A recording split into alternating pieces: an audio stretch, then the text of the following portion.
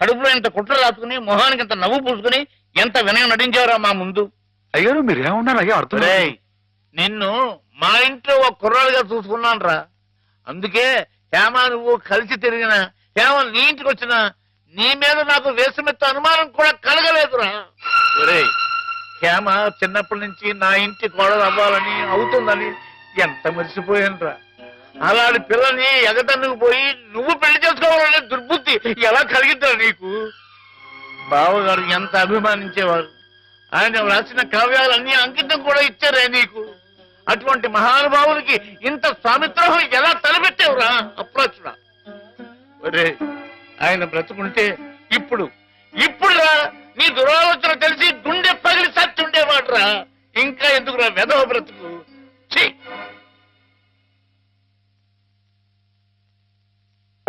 వా అంత పని చేసేయండి ఎదవా, తప్పు కదండి.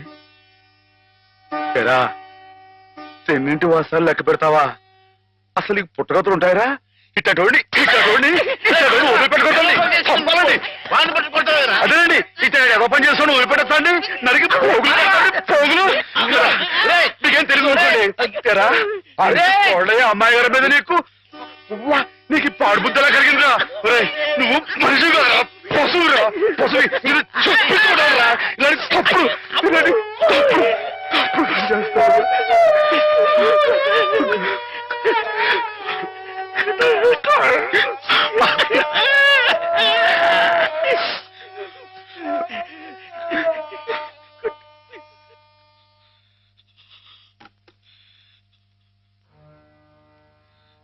ఏం బతుకురా నీది, ఏ ముహూర్తంలో పుట్టావురా? ఇంకా ఎందుకురా కావాలని బురద పులుముకుంటావు? నేను నానా మాటలు అంటుంటే నేను అట్లాంటి వాడు కాదు బాబు అని చెప్పాడు. ఇంకా ఎందుకురా పిచ్చోళ్ళ నటిస్తావు? ఏం బాగుంకుందామని నిన్ను చేరదీసి ఎంత అన్నం పెట్టిన వాళ్ళకి అన్యాయం చేసే మనసురా నీది. మనసు చెప్పుకోరా. నీ బతుకు గురించి ఆలోచించకుండా వాళ్ళ రుణం తీర్చుకోవడానికి ఉన్న హస్తం తమ్మేసి వాళ్ళకి సాయం చేసేది అదిరా నువ్వు చేసిన తప్పు. నువ్వేమిటో నీ భవిష్యత్తు ఏమిటో చూసుకోకుండా వాళ్ళు బాగుండాలి వాళ్ళోళ్ళు బాగుండాలని 24 గంటలు ఏడ్చేవి. దేనికిరా ఇలా ఇలా నానా మాటలు అనిపించుకోవడానిక? అమ్మాయి గారు అని ఒక దేవతలా చూసుకున్నారు. తడి దేవత సొంత చేసుకునేంత తోటలోకిడురా. మాటలు పిచ్చలవా? నీ బతుకి ఓ తోడు కావాలని కూడా చూసుకోకుండా అమ్మాయి గారికి మంచి తోడు దొరికిందని తెగ సంబరపడిపోయావే. దేనికిరా? దేనికి ఇలా పిచ్చోళ్ళ మధ్య నరకేతం అనిపించడానిక? ఏదో ఓ తాగుబోతే అథవా నానా కూతురు కూర్చోడంటే వదిలేయచ్చు, కానీ చిన్నప్పటి నుంచి నువ్వెవరో నువ్వేంటో తెలుసునా? ఆ పెద్ద అన్నారే మాట్లాడినారంటే ఒరే మాధవా, నిన్ను ఆ దేవుడు కూడా అర్థం చేసుకోలేదా? అర్థం చేసుకోలేదు. కుళ్ళు ఏడు చచ్చిపోయేదాకా ఏడవరా ఏదవా? నీ మొక్క నాకు ఏదవని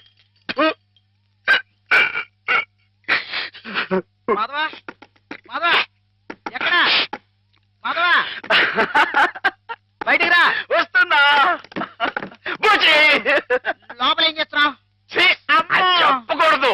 మరి అంతసేపు ఇలాంటి పిచ్చి పిచ్చి జోక్ వేసావంటే ముఖం పెరగైపోతుంది. మరి కొట్టండి. పిచ్చి నీకా నాకా? పిచ్చి నీకే. మాధవ చచ్చిపోతా. చాలా బాగుంది.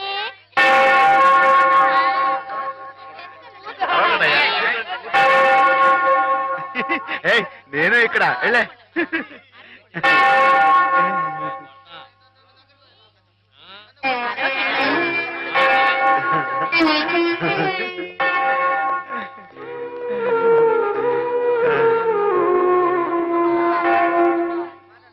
ప్రభులు వచ్చారా? ప్రభులు ఏమిటమ్మా? ఒక జీవితానికి సంబంధించిన ముఖ్యమైన సమస్య గురించి ప్రభు సలహా కావాలి ఫాదర్. ఏమిటో చెప్పమ్మా. ఒక ఊర్లో ఒక అబ్బాయి ఒక అమ్మాయి ఉన్నారు. ఆ అమ్మాయి ఆ అబ్బాయిని ప్రాణం కంటే మిన్నగా ప్రేమించింది. కానీ వాళ్ళిద్దరు కులాలు వేరు, అంతస్తులు వేరు. ఆ కారణంగా నేను నిన్ను ప్రేమిస్తున్నానన్న మాట పెదవుల దాకా వచ్చినా నోరు విప్పి అతనికి ఎన్నడూ చెప్పుకోలేకపోయింది. ఆ అబ్బాయికి ఆ అమ్మాయి అంటే అంతులేని అభిమానం. ఆ అమ్మాయి సుఖ సంతోషాల కోసం తన యావదాస్తిని ధారపోశాడు అతను.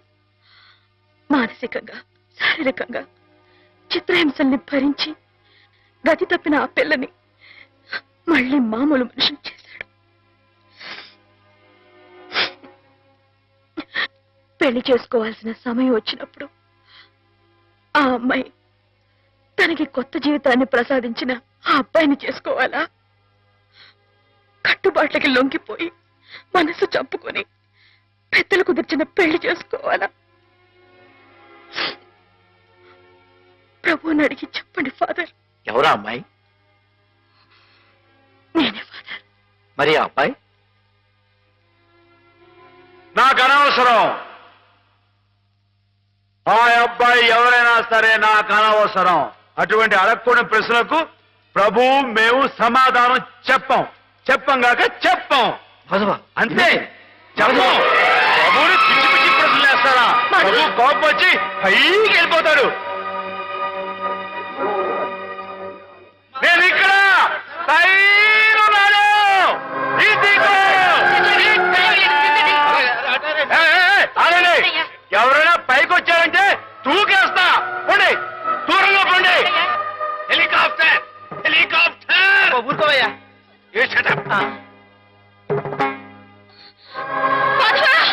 హాయ్, మేము మనిషిని పుట్టించినప్పుడు అతనికి కులం లేదు, మతం లేదు. కానీ మీకు మీరే ఆ కట్టుబాట్లు పెట్టుకున్నారు. మీరు పెట్టుకున్న ఆచారాలు మీరు గౌరవించి తీరాలి. కాదంటే నేను నా ప్రభు ఇక్కడి నుంచి దూకేస్తాం. అప్పుడు మీకు దేవుడు ఉండడుగా. ప్రవర్తిస్తున్నావు. ఆ మాటలకు అర్థం ఏమిటో నాకు తెలుసు. నా మాట విని దిగిరా. దిగు మాధవా, దిగు. గౌరవించి తీరాలి. మన ఇష్టానికి మనం ప్రవర్తించే వాళ్ళ మనసును ఒప్పించకూడదు. ఇక్కడున్న వాళ్ళందరూ ఈ మాట ఒప్పుకుంటేనే నేను కిందకి దిగి వస్తా. లేకపోతే ఇక్కడిని దూకేస్తా. మాధవ దూకొద్దు, దిగు. దూకేస్తా. దూకేస్తా.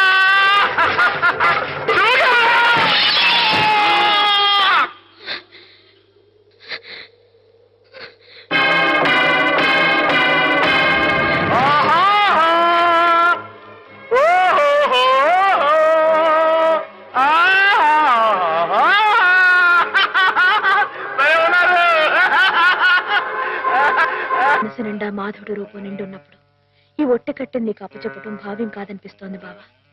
ఆ ఆత్మవంచన కంటే ఆత్మహత్య మేలనిపిస్తోంది. దయచేసి నా కోసం వెతక్కండి. సెలవు. హేమ.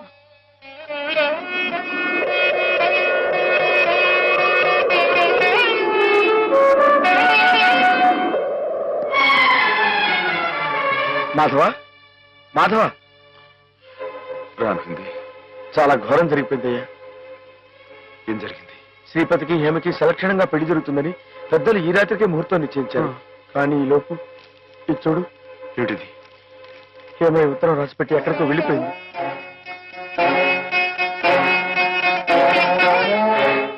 నిజమా?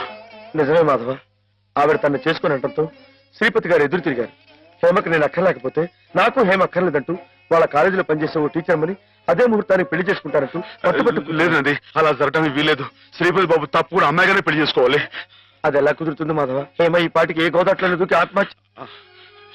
ఆ అమ్మాయి గారికి అన్యాయం చేయడానికి ఆ దేవుడికి మనసు ఎలా వస్తుందిరా? ఆవిడకి ఏం అపాయం జరగదు. నువ్వు వెళ్ళి ఆ అమ్మాయి గారు ఎక్కడున్నారో అని చోట వెతుకు. నేను ఇక్కడి నుంచి ఎలవలా వచ్చి శ్రీపతి బాబు కాళవేళ పడి ఆ అమ్మాయి గారిని పెళ్లి చేసుకుంటూ చూస్తాను. నువ్వు వెళ్ళు.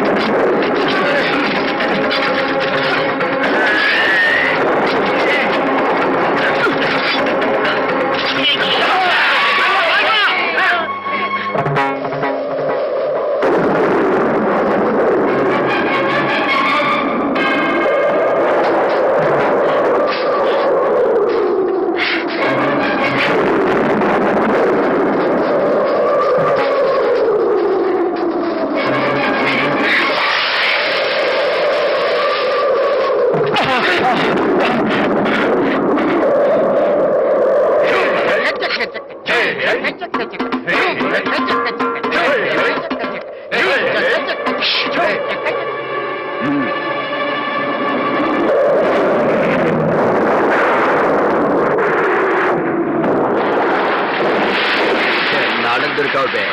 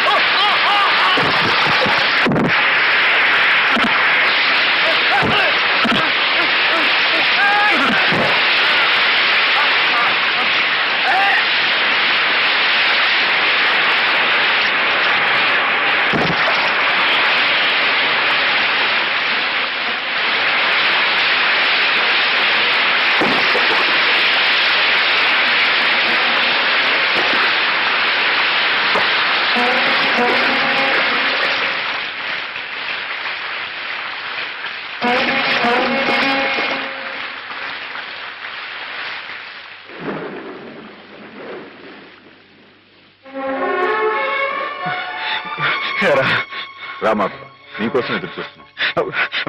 బాబు గారు, అమ్మాయి గారు ఎక్కడ? చెప్పండి, మాట్లాడమండి. అమ్మాయి గారికి ఏమైంది?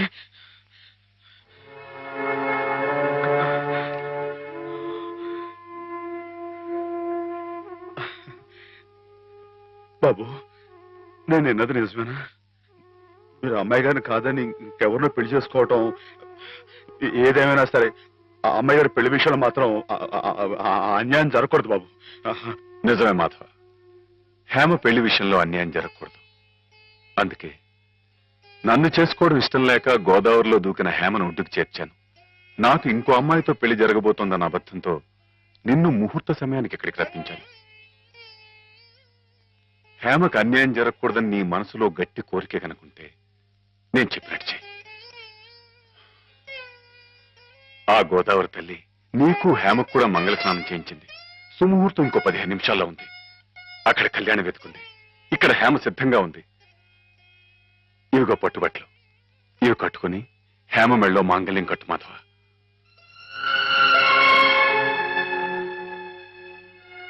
చూడు మాధవ, దగ్గర బంధువులు మేమేమి చేయలేక చేతులు ముడుచు కూర్చుంటే ఏ సంబంధం లేని నువ్వు ఆపద్బాంధవుళ్ళ మా కుటుంబాన్ని ఆదుకున్నావు. హేమకి అండగా నిలిచావు. హేమకు నీ మీద, నీకు హేమ మీద ఉన్న ప్రేమ ఎంత పవిత్రమైందో ఇప్పుడు తెలుసుకోగలిగాను. తొందరపడి నీ ముందు నోరు జారినందుకు పెద్ద మనసుతో నన్ను క్షమించి హేమ చెయ్యేందుకు బాబు. అవును మాధవ, అన్నయ్య తన కావ్యాల్ని నీకు అంకితం చేసి ఆ రోజే నిన్ను తన అల్లుని చేసుకున్నారు. హేమ మెళ్ళో నువ్వు 3 ముళ్ళు వేస్తే ఆ లోకాన్ని ఉన్న మా అన్నయ్య ఆత్మ శాంతిస్తుంది మాధవ.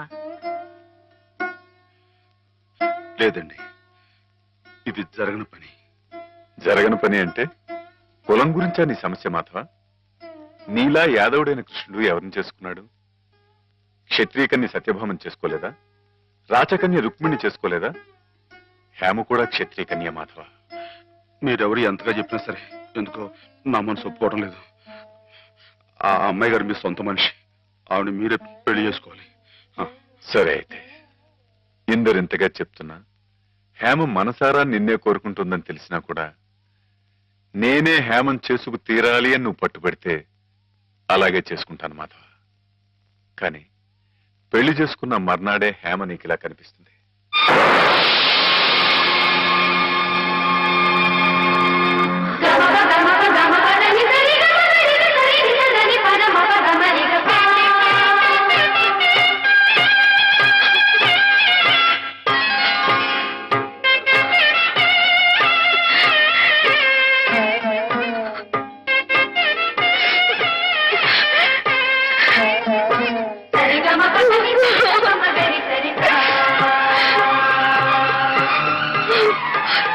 మీ కలయిక ఈశ్వరేచ్ఛ, కాదంటే ఎవరి తరం మాధవ. ఇద్దరు పార్వతీ పరమేశ్వరుల్లా ఒకరి కోసం ఒకరు పుట్టారయ్యా.